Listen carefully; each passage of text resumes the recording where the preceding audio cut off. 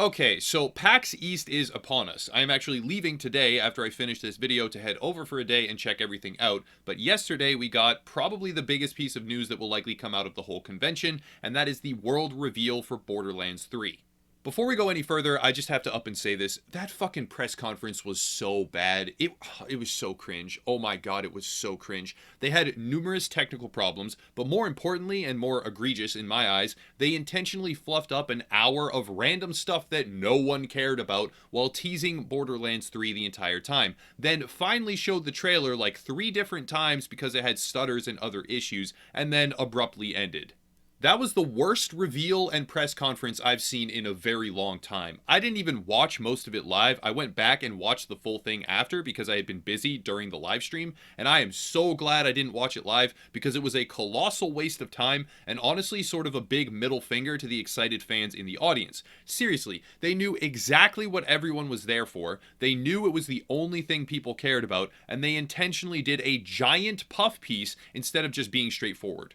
So, having reiterated what a colossal fuck up their press conference was, let's discuss the Epic Store, and why I am even making this video. During the reveal, there was no word on a release date, which is not all that odd in and of itself. Sometimes games offer up a cinematic reveal with no further information for quite some time. That usually indicates a far off launch day. Other times, games screen a reveal and immediately give a launch day with some other platform information as well, but in the case of Borderlands 3, the reveal had no such information, and Randy Pitchford, Gearbox's CEO, said to check back on April 3rd for more information about the release date. Okay, pause. Literally right after I finished this video, I ended up figuring out there was a Steam logo present in some of the footage out there, and that just speaks to how much of a mess today has been for me with all the different things going on right now. So the amendment is that for now, it appears the branding is associated with Steam. However, this changes nothing about my overall speculation, and a significant number of alternative titles were available on Steam right up until they weren't. I hope I am wrong. I could easily be wrong. It would be great if I am wrong, and this video is probably going to have a terrible like to dislike ratio because people hate to hear speculation that isn't bug-eye positive right during an initial reveal trailer's honeymoon period, but the possibility is still there, and I believe very likely. So yeah, without further ado, let's continue. That's pretty strange. That's very strange, in fact, and there are a number of different potential explanations for this. Some are more optimistic than others, with the prevailing, most hopeful theory I have seen being that the game is in fact launching on April 3rd. Now, I strongly disagree and do not believe this to be the case, but it's not necessarily out of the question. We have now established through Apex Legends that a game does not need a massive pre-release marketing campaign. Sometimes a blitz launch with subsequent streamer or creator marketing works just as well, if not far better. So could the game be launching very soon? Yeah, sure, I guess, but I highly doubt it. The much more likely scenario in my eyes, and one that has quite a bit of surrounding evidence to support it as well, is that Gearbox is engaging in a timed exclusive deal with the Epic Games Store and is waiting until after the conference when the atmosphere has died down a bit to reveal that information. Keep in mind very specifically that this is speculation, but I will lay out all the different factors that lead me to this conclusion because there are plenty of them. First off, conventions are all about positive hype. The goal is to generate interest in your game, and nothing kills the atmosphere like those 3 little words. You get wined, you get dined, you get taken home, and then Epic Store exclusive. Seriously, that's probably one of the fastest ways to kill the entire atmosphere surrounding any PC game right now.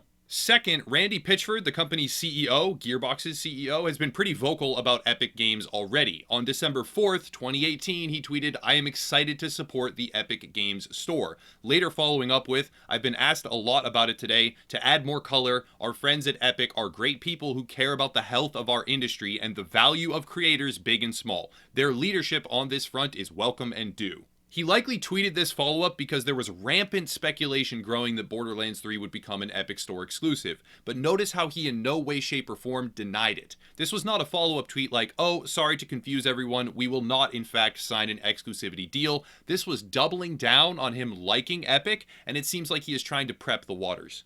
He also followed up to some individual concerns by saying, "What's wrong with that? A PC is a PC. Who cares which store you get your games from? I'm just curious to learn the mindset. I am a customer on lots of different PC platforms." Now, all of this is speculation and cannot be taken as confirmation that he has signed or is thinking about signing an exclusivity deal, but it establishes a platform for reasonable speculation when you consider the broader picture. Tim Sweeney, the CEO of Epic Games, has established a clear and specific focus on developer relationships over consumer health. He has expressed that developers will decide the outcome of the launcher battle between Epic and Steam. That is his firm belief, as well as made it quite obvious that on top of the revenue share increase for development companies, which subverts Steam's existing split percentage, the primary tactic Epic employs is gloves off poaching of new titles to force users into utilizing their platform. We have seen it with Metro Exodus, Division 2, and recently Phoenix Point and The Outer Worlds as well. There is no regard given to whether or not those games were previously offered on Steam, whether or not they promised Steam keys in their marketing and promotion material, and the sole bottom line is forced user adoption of the Epic Store through timed exclusivity deals made with top-level executives.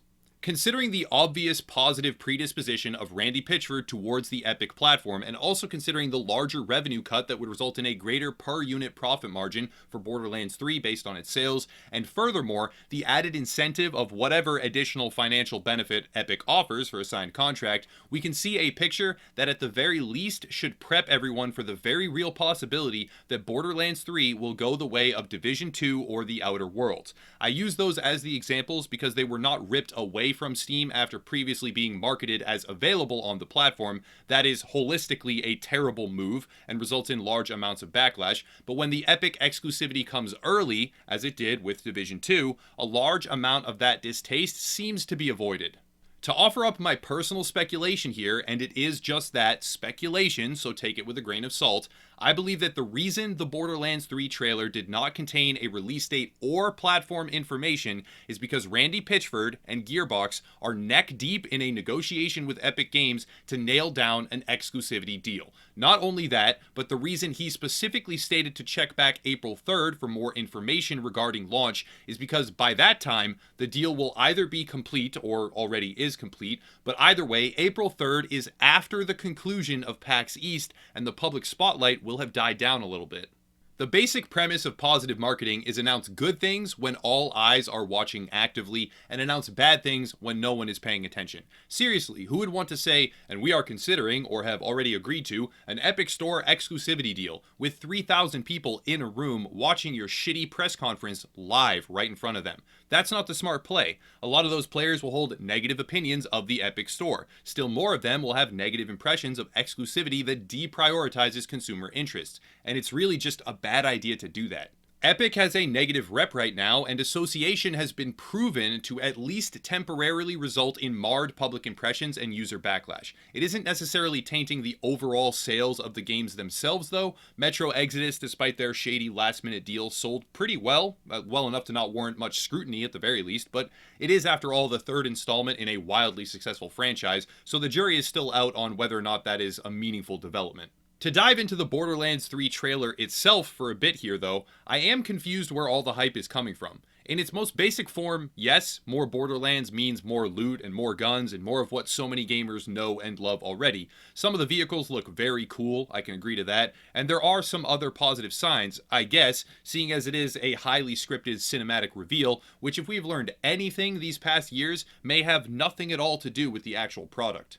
But still, it was very light on actual information or indications of sequel-worthy progressive developments. If anything, I doubt anyone would bat an eyelash if it had been posed as a new DLC for Borderlands 2. And truthfully, everyone has known Borderlands 3 is in development for a very long time. It's one of the industry's worst kept secrets. So how is a relatively nondescript trailer with some flashy music this hype-worthy? It really has me confused. Essentially, we should all prepare for 3 different scenarios. Scenario 1, April 3rd comes and the game launches. And it's amazing. Wow, yes, best day ever, yippee. Scenario 2, April 3rd rolls around, the hype has sort of died down a bit, I guess, and they hit us with the good old 1-2 Epic Store exclusive punch. If that happens, brace for the backlash. Videos on videos on videos, not necessarily from me, but from everyone really, and a gaming news cycle dominated by the headlines Borderlands 3, latest title to fall in the war between Epic and Steam.